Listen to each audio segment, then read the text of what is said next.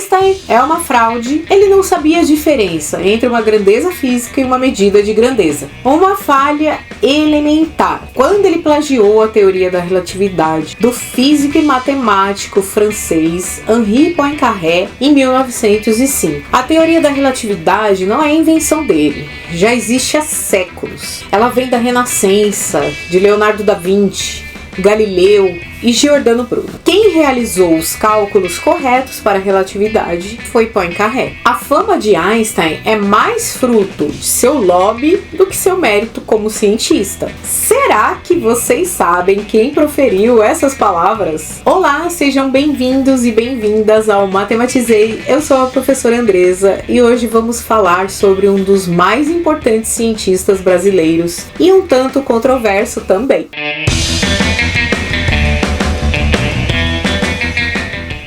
Já esteve na universidade, provavelmente ouviu falar sobre a plataforma Lattes, que reúne currículos acadêmicos de pesquisadores, de professores brasileiros e estrangeiros que atuam aqui no nosso país. O que muitos podem não saber é que o programa foi batizado em homenagem ao cientista curitibano César Mansueto Júlio Lattes. O físico tornou-se conhecido por descobrir a partícula subatômica Meson Pi, que rendeu o Prêmio Nobel de Física e uma posterior controvérsia ao norte-americano Cecil Frank Powell em 1995. Nascido em Curitiba no dia 11 de julho de 1924, Lattes se graduou em Física e Matemática na Universidade de São Paulo, na USP. Depois, ele se tornou um dos pupilos do professor ucraniano naturalizado italiano Gleb Vatagin, que foi contratado aí para assumir o departamento de Física da USP. O curitibano é tido até hoje como o mais brilhante dos jovens físicos daquela geração, que contou com nomes como Mário Schoenberg, considerado o maior físico teórico do Brasil,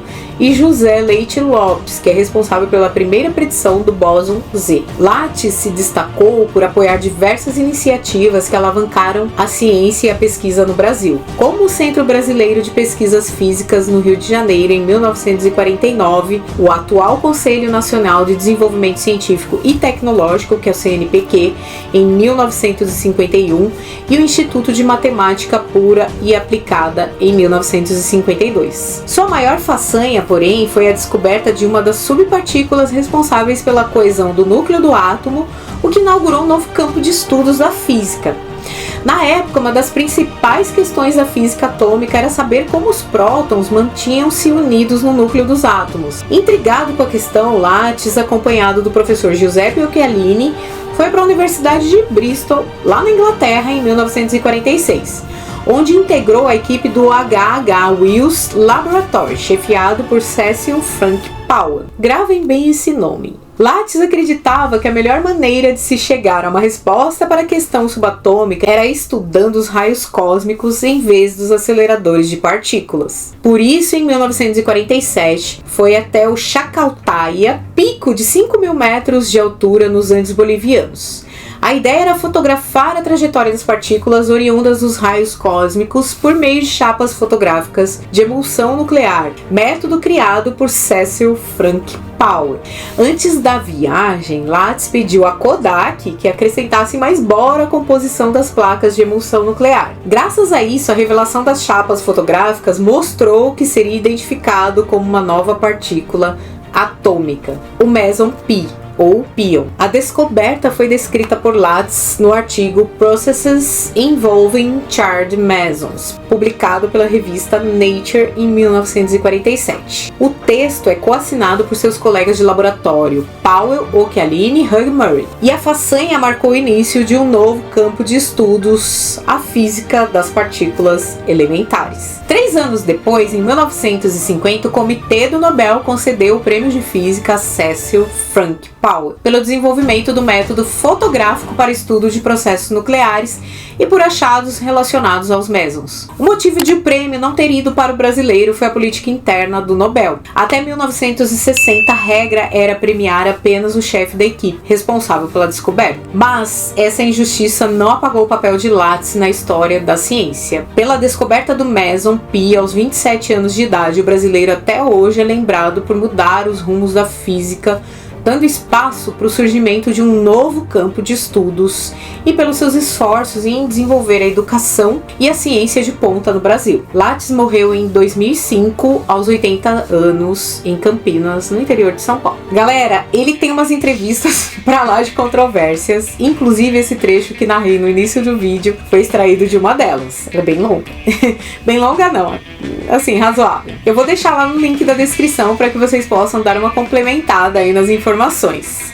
Tem algumas outras entrevistas também bem diferentes. Ele foi gigante demais, projetou a física brasileira para o mundo e, bom, deu início aí à física das partículas, praticamente, né? Galerinha, me digam aí se vocês já conheciam a história dele. Eu confesso que não sabia que ele tinha falado algumas coisas aí sobre o Albert Einstein. Inclusive, ele é bem ofensivo, né? Ele fala umas outras coisas lá.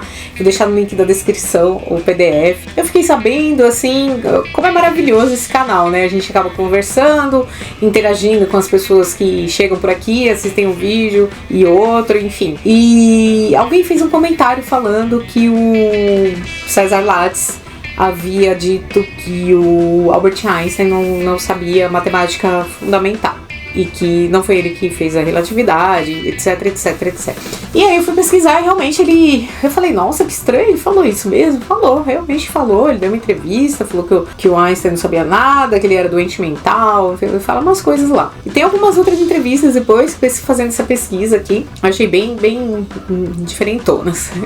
Mas eu vou deixar pra vocês, deixa pra vocês complementarem aí, qualquer coisa vocês deixem aí nos comentários, tá? Comenta aí o que vocês acharam, leiam lá os documentos que eu deixei na descrição, tá bom? Dá uma lida lá e vem aqui pra gente debater. Galerinha, ó, não deixa de se inscrever, dá like aí, dá aquela força pro nosso canal, compartilhando nas redes sociais, se vocês acharem que esse conteúdo é interessante, que pode agregar, que pode, sei lá, ajudar outras pessoas. E é isso.